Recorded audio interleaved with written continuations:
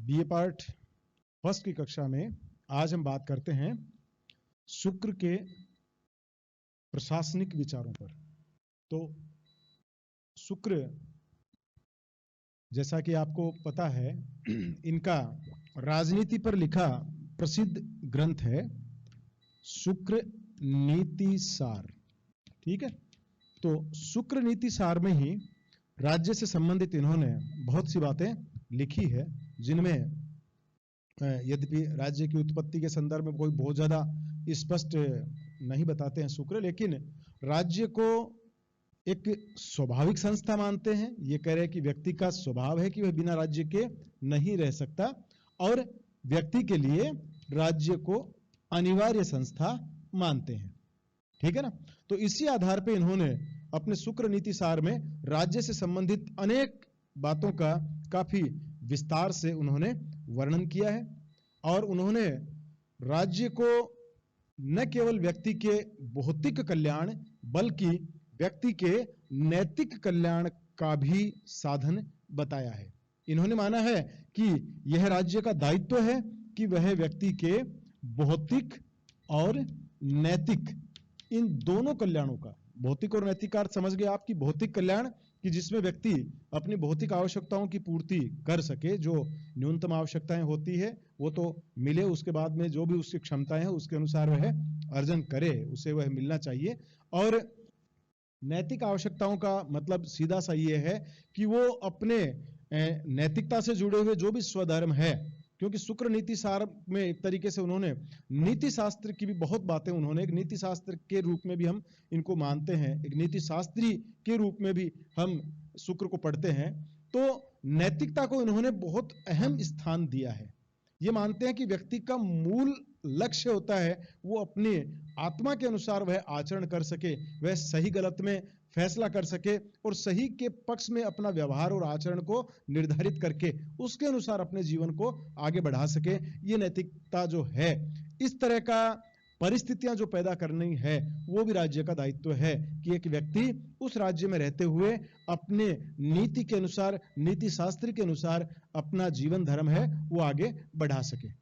तो राज्य को जो उन्होंने जिम्मेदारियां दी है उसमें व्यक्ति के भौतिक और नैतिक, ये दोनों कल्याण की जिम्मेदारी उसने राज्य को दी है।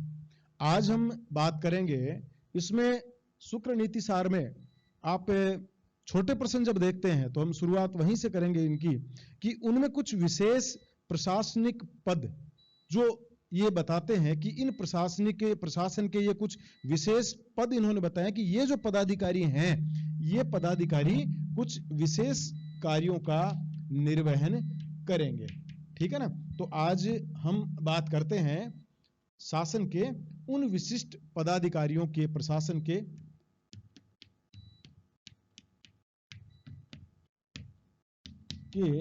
जो विशेष पदाधिकारी हैं उनका हम आज देखेंगे कि उनकी योग्यता क्या है और मुख्य रूप से उनका दायित्व या उनको क्या कार्य प्रदान किया गया है। उसके उपरांत हम देखेंगे प्रशासनिक कार्यों का संचालन कैसे किया जाना है, प्रशासन पे कैसे नियंत्रण रखना है, किस प्रकार प्रशासन को बेहतरीन तरीके से, क्योंकि शुक्र नीति सार में आप मुख्य रूप से देखेंगे कि प्रशासन को भी वो ये मानते हैं कि प्रशासन जितना नैतिक रूप से सबल होगा, जितना नैतिक रूप से उच्च होगा, वह राज्य उतना ही विकास करेगा, उस राज्य में प्रजा का उतना ही अधिक कल्याण होगा।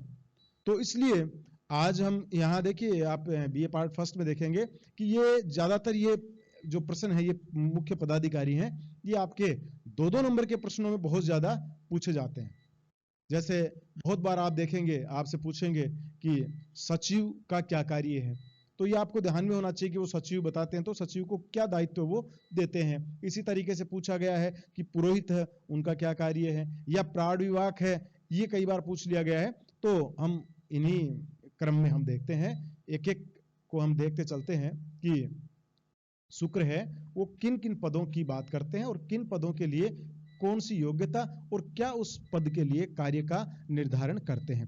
पहले तो आप ये समझ लीजिए कि प्रशासन के ये जो समस्त पदाधिकारी हैं, इनको सामूहिक रूप से शुक्र नाम देते हैं प्रकृति। ठीक है ना। ये प्रकृति है, कौन सी? जो उस राज्य की हेल्प कर रहे हैं, राजा की विभिन्न कार्यों में हेल्प कर रहे हैं, विभिन्न प्रकार के पदों पर रहते हुए प्रशासन के दायित्वों का निर्वहन कर रहे हैं, तो ये कहलाते हैं, ये जो समस्त पदाधिकारी ये कहलाते हैं प्रकृति। तो इन प्रकृतियों की जो जो प्रकृतियां इन्होंने बताई है, अलग अलग प्रकृति के जो एक तरीके से पूरे राज्य के जो कार्यकारी भुजाएं जिनको आप कह सकते हैं, वो ये सारे लोग हैं। ठीक है ना? जितने भी जो उसके आंख कान नाक ये जो एक होने चाहिए एक राज्य के, उस रूप में ये लोग कार्य करते हैं। तो एक पद इन्होंने बताया है पुरोहित। हम यहीं से शुरुआत करते हैं। तो शुक्र नीति सार में शुक्र ने पुरोहित जो प्रशासन में पद माना है, वो माना है कि वह ऐसा व्यक्ति होना चाहिए जो अभिष्ट मंत्रों का ज्ञाता हो और अपने मंत्रों से कार्य सिद्धि भी करवा सके। ठीक है ना? तो मंत्रों का न केवल ज्ञान बल्कि उन मंत्रों को विधिवत रूप से, उन मंत्रों से प्रत्यक्ष लाभ प्राप्त करने की जो कला है वो पुरोहित में होनी चाहिए। वो ज्ञान पुरोहित पद पे कार्य करने वाले व्यक्ति में होना चाहिए। उन्हें समस्त वेदों का ज्ञान होना चाहिए, ऐसा शुक्र मानते हैं। और वो जितने भी आप, उनका ये मानना है कि वो इतने काम करने में इतने एक्टिव होने चाहिए कि वो कभी भी आलस नहीं करे। जो भी कार्य हैं, मतलब ये कि एक आप कह सकते हैं कि कर्मशील जो व्यक्ति है, वो कर्मशीलता होनी चाहिए कि किसी भी कार्य को तुरंत उस कार्य की क्रियान्विति वह करे। ये उनकी मुख्य रूप से योग्यता मानी है। और इसी योग्यता के साथ पुरोहित के लिए शुक्र नीति सार में स्पष्ट रूप से लिखा गया है कि काम, क्रोध, मद, लोभ, इन सब से ये बिल्कुल ऊपर उठे होने चाहिए। उनके जीवन में काम क्रोध रहित जो एक जीवन शैली है, जो जीवन चरित्र है, वो पुरोहित का होना चाहिए। और सबसे बड़ी चीज ये है कि पुरोहित नीति शास्त्र में निपुण होना चाहिए। ठीक है ना? नीति शास्त्र में, क्योंकि पुरोहित का इन्होंने बहुत महत्वपूर्ण कार्य उन्होंने माना है कि वह जब धर्म और अधर्म का कोई प्रश्न खड़ा हो जाता है राज्य में शासक के समक्ष, उस स्थिति में धर्म और अधर्म के प्रश्न पर राज्य को, राजा को, शासक को उचित जो परामर्श देने का कार्य है वह कौन करेगा? वह पुरोहित करेगा। ठीक है? तो यदि 2 नंबर का प्रश्न आपके पूछ लेते हैं कि पुरोहित का मुख्य कार्य क्या है, तो आप ऐसी स्थिति में बताएंगे कि वेदों के ज्ञाता, वेदों और नीति शास्त्र के ज्ञाता व्यक्ति को उन्होंने पुरोहित कहा है। और उनका मुख्य कार्य धर्म और अधर्म जैसे प्रश्नों पर शासक को उचित परामर्श देना है। ठीक है ना? तो एक तरीके से आप कह सकते हैं कि 2 जिम्मेदारियां इन्होंने पुरोहित को दी है, एक धर्म और दूसरी नीति।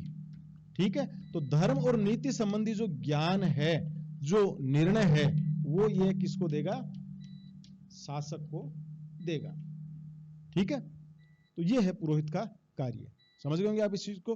तो ये इस तरीके से हम देखेंगे कि प्रशासन के जो विभिन्न पद हैं, उन पदों में किस प्रकार शुक्र है, वो शुक्र नीति सार में इनको बताते हैं। तो पहला हमने पद देखा है पुरोहित, जो मुख्य रूप से धर्म और नीति के अनुसार शासक को परामर्श देंगे, शासक को नीति का ज्ञान देंगे और नीति के अनुसार आचरण करने के लिए शासक को इतना, मतलब एक तरीके से सतर्क उसको हर समय रखेंगे कि वो कहीं भी अनैतिकता पूर्ण आचरण नहीं करे।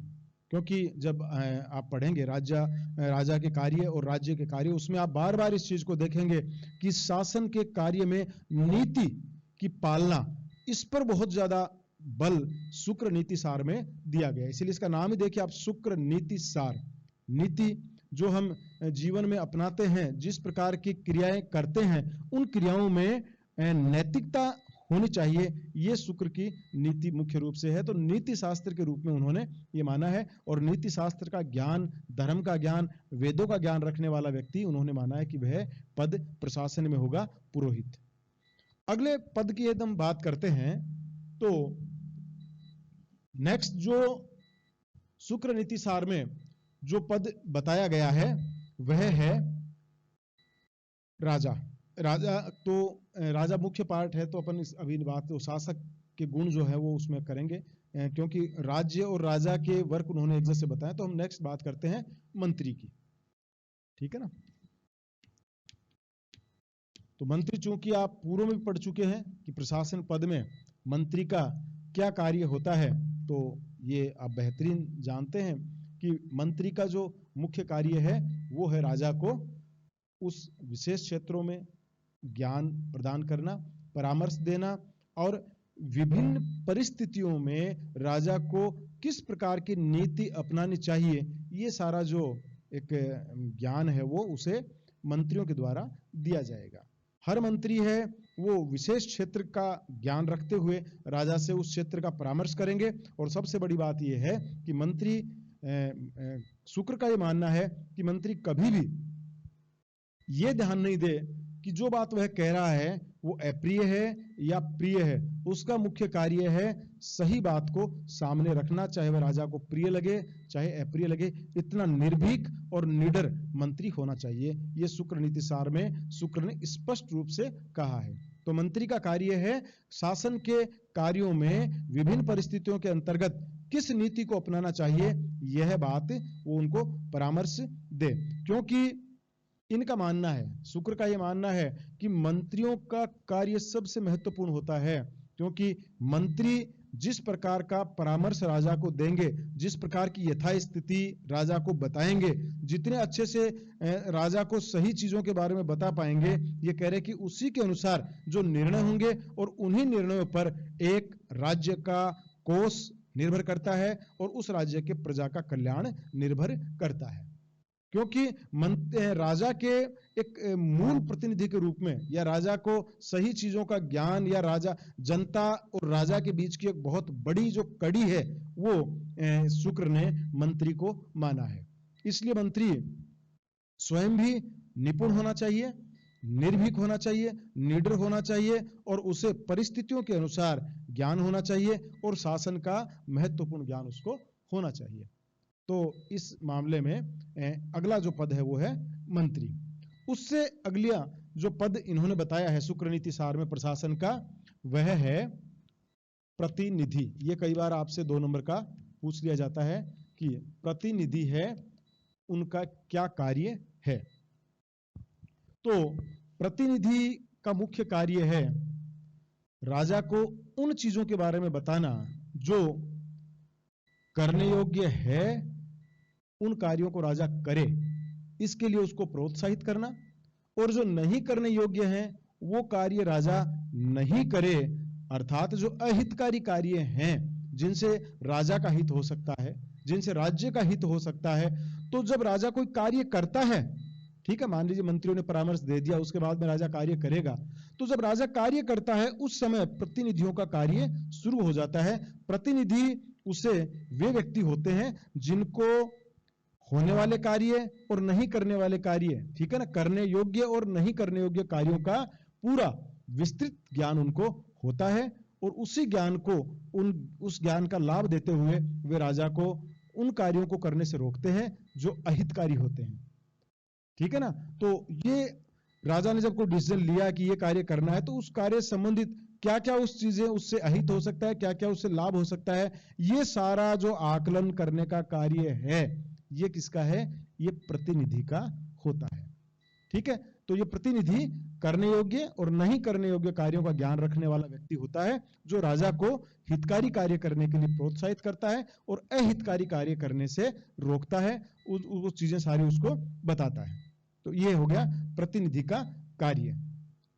अगला जो प्रशासनिक पद जो मनु बताते हैं, वो मनु बताते हैं प्रधान। ठीक है ना। तो नेक्स्ट जो 2-3 पद और बच रहे हैं उनके बारे में हम नेक्स्ट वीडियो में बात करेंगे कि भाई वो कौन कौन से पद हैं जो इंपॉर्टेंट है और जो शुक्र नीति सार में बताए गए हैं। शुक्र नीति सार में उन पदों को क्या क्या उनके गुण हैं, ये प्रश्न जब भी आप तैयार करें तो इस प्रश्न में आप इसी तरीके से आप इसको तैयार करिए, पद, उस पद से जुड़ी हुई योग्यताएं और उस पद से जुड़े हुए दायित्व। तो ये आप एक साथ जब याद करना हो, क्योंकि ये प्रश्न ये सामान्यतया जब आप इसको एक थोड़ा सीरीज टाइप बना लेंगे, एक हल्का सा अपने उसमें नोट्स टाइप बना लेंगे, तो फिर ये 2-3 बार जब आप देखेंगे तो आपको ये याद रह जाएगा। तो 2-2 नंबर का प्रश्न आते हैं तो भी ठीक है, और यदि शुक्र की प्रशासनिक नीति में आएगा तो फिर हम वहां इनको देखेंगे कि प्रशासन के जो महत्वपूर्ण पद हैं वो कौन कौन से वो मान के चलते हैं। तो प्रशासनिक पदाधिकारी हैं सारे के सारे अधिकारी जिनको हैं, बाकी जो बाकी प्रशासन है वो अन्य प्रशासनिक जो योग्यताएं जो कार्य आएंगे उनमें हम डिटेल से देखेंगे। ठीक है।